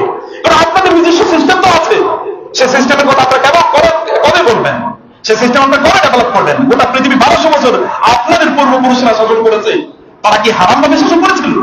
সেখানে কি শরিয়া ছিল না? শরিয়া ভিত্তিক সমাজ ব্যবস্থা তৈরি করার জন্য চেষ্টা করেন কমপক্ষে। আপনি করতে পারেন না, আপনার সন্তানদেরকে বানান। রাসূল সাল্লাল্লাহু আলাইহি ওয়াসাল্লাম যে কাজটি করেছেন, এটা আমার লাস্ট পয়েন্ট। রাসূল সাল্লাল্লাহু আলাইহি ওয়াসাল্লাম কি করেছেন? আল্লাহ তাআলা বলেছেন যালিকা মাসালুহুম ফিত তাওরাত ওয়া মাসালুহুম ফিল ইনজিল। তাদের মাসাল এক্সাম্পল ইনজিলে কি? কাযারইন আখরাজা শাতাহু। এটা হচ্ছে একজন কৃষকের মতো, কৃষক তার ফসল বুনলো, এই ফসলকে সে কি করে? এখানে কীটনাশক দেয়, আগাছা দূর করে, পানি দেয়, নেড়ায়, অতঃপর তার ফসলের এই যে ধরেন ধান অথবা গম অথবা এরকম কোনো কিছু, এটার গোড়াগুলো মোটা হতে থাকে, ফাস্তাওয়া আলা সুকি, অতঃপর শক্ত হয়ে দাঁড়িয়ে যায়। এরপরে বিভিন্ন এর যে ফল, সেটা বিভিন্ন ধরনের, সেটা শীষ হতে পারে অথবা অন্য কিছু, তখন ফল বের হয় এবং এগুলো পাকতে থাকে। তখন আপনি এদিকে তাকানোর পর আপনি দেখেন ওয়াও সুবহানাল্লাহ, এত সুন্দর ফসল, আপনি দেখে দেখুন অবাক হয়ে যান। এবং এটা দেখে লিয়াগিজা মিনহুল বিল কুফার, কাফেররা এটা দেখে খুবই রাগান্বিত হয়ে যায়, অথবা কৃষকরা যারা কৃষক এটা দেখে তারা আশ্চর্য হয়, আর কাফেররা রাগান্বিত, এরা তো শক্তিশালী হয়ে যাচ্ছে, এরা এত শক্তিশালী হয়ে যাচ্ছে, এদেরকে কোনোভাবে আমরা দাঁড়াতে পারবো না, শোষণ করতে পারবো না। আপনার পরবর্তী প্রজন্মকে তা করতে হবে। সুলতান যদি নুরুদ্দিন জাঙ্গি রাহিমাহুল্লাহ, নুরুদ্দিন জাঙ্গির আমরা যেখান থেকে এখন মুসলমানদেরকে জিহাদি কথা বললে বলে জঙ্গি, ওই জাঙ্গি থেকে এসছে, শব্দগুলো কিভাবে বিকৃত করেছে দেখেন। নুরুদ্দিন জাঙ্গি রাহিমাহুল্লাহ পরবর্তী উত্তরসূরি সালাউদ্দিন আইয়ুবী দেখেছেন কিভাবে ওদেরকে পিটিয়ে বের করে দিতে দেখেন না? সালাউদ্দিন আইয়ুবীদের মতো আপনাদের সন্তানকে করতে হবে না? আপনারা হইতে পারলেন না, না গেলেন, আপনাদের পরবর্তী সন্তানকে সাহাবায়ে কেরামদের মধ্যে তৈরি করেন, ওদের পেছনে সময় ইনভেস্ট করেন, ওদেরকে তৈরি করেন। এইরকম কেবল বললেন না আল্লাহ আমরা দুর্বল, আলাম তাকুন আরদুল্লাহি ওয়াসিআতুন ফাতুহাজিরু ফিহা, তোমাদের মধ্যে কি চেতনা ছিল না, অনুভূতি ছিল না, কিছু তোমরা করতে পারতো না? কবে তোমরা সন্তানকে বানাতে এরকম যে আল্লাহ এরকম বানাতে চাই, যা হওয়ার তা হবে, আপনি কিছুই করার নাই, হলো না, তাতে আপনার লস কি? আপনার তো নিয়তের কারণে আপনি সওয়াব পেয়ে যাবেন। আল্লাহ সুবহানাহু ওয়া তাআলা মুসলমানদের হাতে গোটা পৃথিবী নিরাপদ, গোটা পৃথিবী নিরাপদ কাদের হাতে? মুসলমানদের হাতে। অতএব মুসলমানরা যেন গোটা পৃথিবী পরিচালনা করতে পারে, সেই অবস্থা আমাদেরকে করতে হবে। এই যে দুটো উদাহরণ দিলাম, দুটো উদাহরণে তারা রাষ্ট্র পরিচালনার মূল কাজটা কিভাবে করেছে বলেন তো? দাওয়াতি কাজের মাধ্যমে। কিসের মাধ্যমে? দাওয়াতি কাজ, তাওহীদ ছড়িয়ে দেন, দাওয়াতি কাজ করুন ব্যাপক পরিমাণে, মানুষের মনোযোগকে পরিবর্তন করুন। আপনি এই কথিত এই পচা বস্তা পচা এই আপনার ডাস্টবিনে আবর্জনা পূর্ণ এই জাতীয় গণতন্ত্র দিয়ে আপনি কোনোদিন রাষ্ট্রে দিন প্রতিষ্ঠা করতে পারবেন না। যার মাধ্যমে করবে তাহলে দাওয়াত, নবী রাসূল যে কাজটি করেছেন, এর মাধ্যমে আপনি ব্যাপক পরিমাণে দাওয়াতি কাজ করুন, করে মানুষের মাঝে দিনের চেতনা তৈরি করুন। কমপক্ষে যেন 20 বছর পর এই সময়ের লোকেরা বলেন না আমরা শরিয়া শাসন চাই, আমরা খেলাফত চাই, এরকম মনোবিধি তৈরি করতে হবে। এখন এটা করে দেখেন তো লোকেরা বলবে পাগল, করতে আইছে, মনে হয় জেলখানা থেকে বের হয়ে এসেছে, এরকম বলবে। কারণ আপনি মানুষকে তৈরি করেন সেভাবে, মানুষকে সেভাবে তৈরি করা আমাদের দরকার। কমপক্ষে আমাদের সন্তানকে তৈরি করি, আমাদের পরবর্তী প্রজন্মকে তৈরি করি। মহান আল্লাহ সুবহানাহু ওয়া তাআলা এই গোটা পৃথিবী যেন মুসলমানদের শাসন করতে পারে, এরকম একটা অবস্থা আল্লাহ তাআলা তৈরি করবেন। আল্লাহুম্মা আমিন। আকুলু কওলি হাযা ওয়া আস্তাগফিরুল্লাহ লি ওয়া লাকুম ওয়া লিসাইরিল মুসলিমিন ফাস্তাগফিরুহু ইন্নাহু হুয়াল গফুরুর রহিম।